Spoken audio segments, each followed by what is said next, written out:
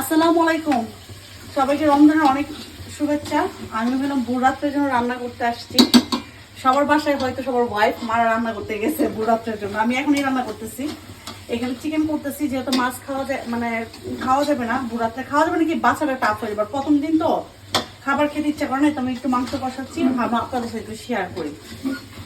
এই যে আমি ভালো করে একটু কষা নিলাম মাংসটা, একটাই মুরগি রান্না করছি কারণ মাছটা রান্না করা আছে, এটা শুধু ভোর রাত্রের জন্য।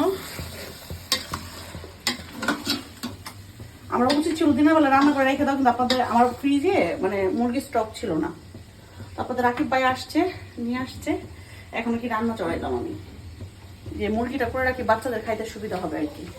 আর এখানে দুপুরবেলা আমি এই যে পাবদা মাছ বোনা করছিলাম, আমরা খাইছি, আর এটা হয়ে গেছে। এটা হলো এখন সন্ধ্যা রাত্রে সবাই নামাজ পড়ে আসছে খাবে, আর ভোর রাত্রে হলো মাংস দিয়ে সবাই খাবে। তোমার মাংস কষানো শেষ। এখানে আরে আর আজকে তো অনেকদিন পরে আসতে তারাবি পড়লা, আবার জানাজাও পড়লা, কেমন লাগলো? ভালোই লাগছে। পা ব্যথা করে?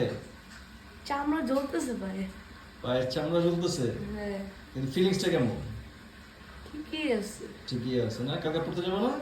যাবো, প্রতিদিন যাবো। প্রতিদিন যাবো। না, কোচিং নাই।